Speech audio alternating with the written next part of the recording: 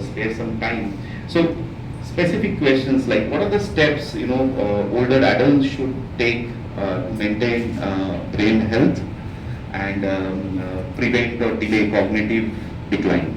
So that's one question which we had, and some of the emerging therapies if you have in mind which you would. From the scientific aspect, most of the papers are from the Western world. So what we see basically healthy aging is considered as three important aspects. One is the avoidance of disease and disability. First is. The second is the having a good physical and cognitive function. Physical and cognitive functions means physically we should be good. And one most important thing that we should remember is it's a trajectory. Aging is not a static process, it's a dynamic process. It starts in scientific world, whatever is there, it is like the things will be born, then it will be matured, then degeneration will occur.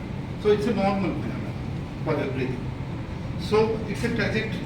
The third important aspect is that the patient should not only be physically and cognitively active, they should be socially connected with each other, and they should have some productive life also.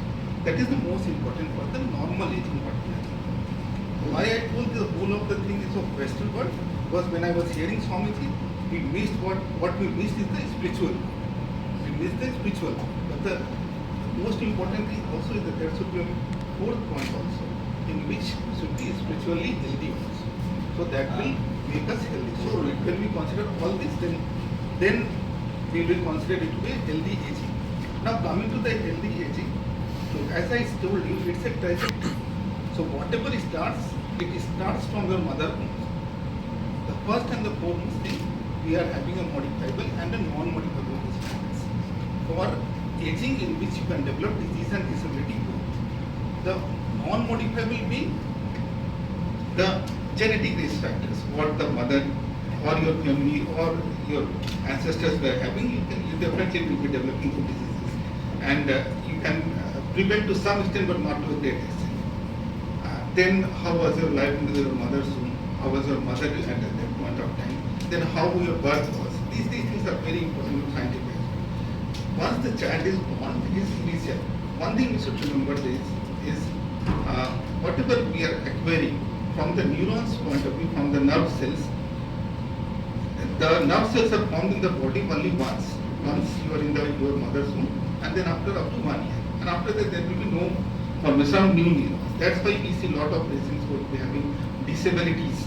If you are having a head injury or a stroke in early life, so later on also you will be having a disability that you will carry up to the older age. So that part should be also be healthy. So if we see in the initial part, if we are having a very good education, and if the child gets a very good education, and from my own perspective, I will say the education is not like this. What education we are getting? It's the whole aspect of the life should be taught. The spiritual part, because probably in the Indian scenario earlier it was like this. They used to teach spirituality in the very beginning of the day. From the initial only they used to teach. Then they used to teach what you will be doing in your life. Those things are very important. So education is there. If you are having a very good education, good high education, then you can have a very good old age also. That is important because you will be developing lot number of neurons and nerve cells in the body that will help you in the latter part of your life. So that is very important. The second, the third, fourth part probably we know most of the time. The important things like control of your cardiovascular risk factors like diabetes, hypertension, dyslipidemia, avoidance of other risk factors like smoking, alcoholism. These things are important.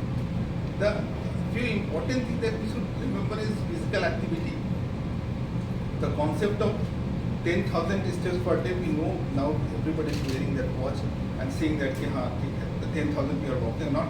That comes from a study which says that if you walk at least 10,000 steps in a day, then you can reduce your dementia, chances of getting dementia by 50%. This much is the ratio. That is more. Nutrition is also very important. The nutritional aspect, like if you lack vitamin B12 and folic acid, these things they can make you vulnerable they can increase the chances of dementia of having more than 30. You, because general at home, we don't know that, what are the symptoms to understand that, no, there is a decline which is happening now. So, The important aspect in the day, from the point of decline, if you see, the aging definitely will bring some memory issues. Some definitely. There are two important aspects. One is the slowness of thinking. That is very normal, but that is not a disease. That is your attention and your processing speed can go down, but that is not a disease. The disease occurs when they start affecting your daily activities. Daily activities, those are important. Your different activities. It is not with memory. Sometimes it's your judgment also. Sometimes your planning also.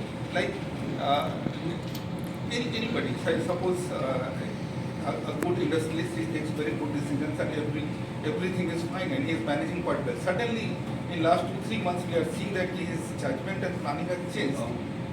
Then that is the first aspect that we should think that something else is also going on. Probably something else is happening. It is not forgetfulness. He remembers everybody's employee's name and everything. But that planning and judgment can easily start.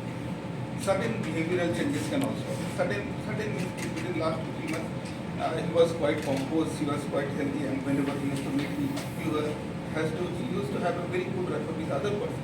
Suddenly he has become very unusual type of personality. Means wherever he goes, he tries to make some useless jokes and other things. This change in personality also should be kept in mind. So these things also can be planning, judgment, change in personality, along with forgetfulness, because forgetfulness is one of the important aspects which all of us know. So we know that thing. And there can be other things like also visual-spatial dysfunctions can occur, like if you see, we have some patients who are having, they complain that they are not able to see, but you go to an ophthalmologist and everything comes to be normal, everything is fine.